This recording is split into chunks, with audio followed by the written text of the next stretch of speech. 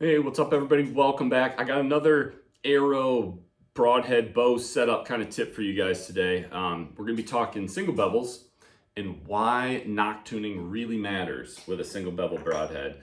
And this came about from our good buddy Troy Fowler, the Ranch Fairy. So he called me the other day and he basically said, "Hey, I'm shooting my SWAT X1. I'm shooting the Magnus 150 grain single bevel," and he was shooting the Razor version as well. He basically said, "I just wanted to see what would happen with this crossbow. Not nock tuning, just pulling arrows out of the box, strapping a broadhead on out of the box, and shooting it." And he had a couple that hit just fine, but he had some that were flying crazy. I mean, like not even close to the point of impact of the good arrows or where he was aiming. And he said, then he started twisting the nock. He basically said, "I started nock tuning, but instead of shooting through paper or anything like that, shooting a field point, he's like, I was just letting the broadhead tell me when that arrow was flying good or bad." And when he found the best nock position, they all started grouping really well out at 40 yards. So he basically just asked, "Can you try this with your bow and the Magnus 150 single bevels and see if you can duplicate it?" So that's what I did. And I shot all three fletching positions at 40 yards. And here are the results from that test. All right, Troy, here's what I got. So I shot one of my Nock Tune Phoenix, so 100 grain insert, 1 degree offset on Q2I Fusion, the whatever 3-inch X2 vanes. So I shot my Nock Tune position first, and that's where I hit at 40 yards, aiming at that piece of tape there. Position 2 was way down here, and I watched the arrow basically corkscrew as it flew to the target. And then the same thing on position 3, it just corkscrewed the other way. So huge variation, and this is with the Magnus single bevel. So as you guys saw, and I've got the paper also right here, I got some crazy flight too. The nock tune position, flying pretty good. Could have been me shooting a little high, but left and right is good. Just shot a little high. I'm okay with that. I can work with that particular arrow. So what I want to do now, I'm going to shoot this same arrow, same 3 positions, and I'm going to go back and grab a stinger and see if maybe there's something either with single bevel causing some more variation or potentially solid versus vented. But I'm going to shoot this exact same arrow 3 times at 40 yards and see what that shows. And here is the results from that. All right, same Sirius Phoenix arrow. This time going 2-blade Magnus Stinger 150. Results much more consistent. So I actually hit the same spot twice on shot 1 and shot 3. This is shot 3 where the arrow is, but shot 1 would have been my nock tune one, which was a little high but good left to right with the single bevel. Shot 2 before was down low and right. That is shot 2. And then shot 3, same hole as shot 1, and before with the single bevel, shot 3 was high and left. And then correction, Sirius Phoenix 20-inch 110 grain insert. That's where I messed up before. It's the Sirius 110 grain insert. Q2I vanes, fletched at a 1 degree offset. They're the 3-inch vanes. Total arrow weight on that is 485.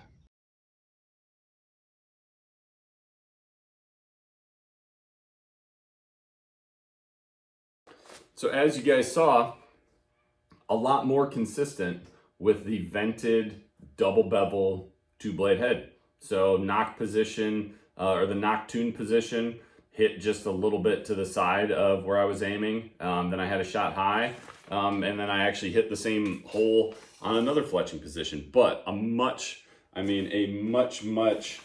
tighter group, if you will, on the double bevel versus the single bevel with the same arrow out of the same bow, shooting the same 3 fletching positions. So I guess the question is, what the heck's going on? I certainly don't think this is a Magnus thing, and I need to go try this with some of the other double bevels, or sorry, single bevels that I've got. This one is a VPA, this one's a cutthroat. I think it's a combination of 2 things. Honestly, 3 things. 1, I have never shot a broadhead with an arrow that wasn't nock tuned, simply because I don't want to lose that arrow, because I understand that if you have erratic arrow flight coming out of your bow, it's really easy to correct with a field point. It is not as easy to correct with a broadhead, and I have never done it just because I don't want to lose a broadhead or have it skip off the ground and go back into my swamp and things like that. So I've just never shot a broadhead with an arrow in an untuned state. So this is my hypothesis. I don't really, I guess, know for sure, but this is what I think is going on. I think one is a difference between a vented head and a solid head. So solid head, more surface area.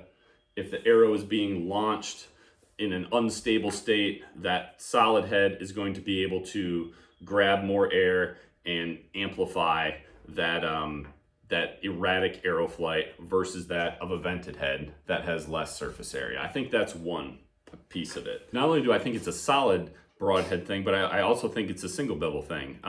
In that, with the single bevel having just the bevel on one side, just like where you guys see people talk about how single bevels spin when they're in the animal because of that uneven blade pressure, with you having just a bevel on one side of the blade and opposite on the other, it causes rotation. That's what makes these things split bone very well.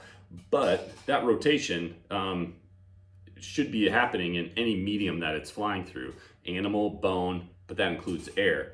So this head is wanting to also impart rotation on the arrow, just like your fletchings are. And I think the reason why we saw it amplified on the single bevel versus the double bevel is the combo of it being solid and it trying to impart rotation. So when you launch it in a non-tuned, a non-stable arrow state, that head is catching a lot of wind and it's also trying to impart rotation. And I saw when I shot the two unstable arrow positions or the two unstable fletching positions, I saw big corkscrews going like that. One down in the corner, the other one up and into the corner. And the tuned position was just nice and true.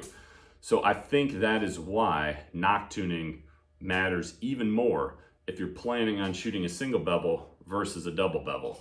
Now, I 100% think you should tune all of your arrows at a minimum. Nock tune them, pick the best fletching position, sort your arrows, okay, whichever ones fly the best through paper, whichever ones fly the best with broadheads, those are your hunting ones.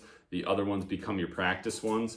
I think you should do that no matter what broadhead you shoot. Fixed blade, mechanical, single bevel, double bevel, 2-blade, 3-blade, 4-blade, doesn't matter. I think you should do that.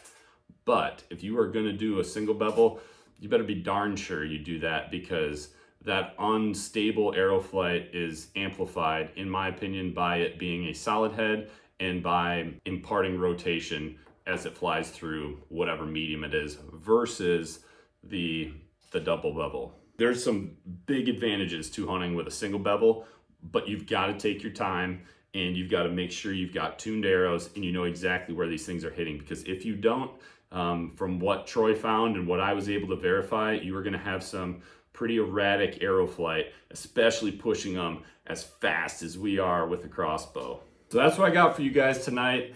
Make sure you nock tune your arrows, make sure you understand where your broadheads are hitting, and if you're gonna shoot a single bevel, make darn sure you've done a good job nock tuning and sorting arrows and just knowing exactly where they hit, because like you guys saw, if you don't, you might get some crazy arrow flight. So thanks, Troy, for finding this. I'm glad he messaged me this, and I'm glad we were able to at least give you guys 2 data points to see how important, especially with a crossbow, nock tuning really is when you're shooting fixed blade broadhead, especially a single bevel. So just know, I guess, before we wrap up, that this may not be a guarantee for your particular bow, for your particular arrow setup, for your particular broadhead that you're shooting. Like you might get results that are a little bit different than this, but I think what we're just trying to bring to light here, and what Troy was trying to highlight, is just how important it is to nock tune, know exactly where your broadheads are, and pay special attention when you are gonna shoot a single bevel broadhead like this Magnus. So thank you guys for tuning in. I hope this video helped you out. I hope you enjoyed it. If you did, please do me a favor, hit that like button down below. Also, don't forget to subscribe. We'll see you guys soon on the next video. Take care, God bless, and remember, be a sportsman, make a sportsman.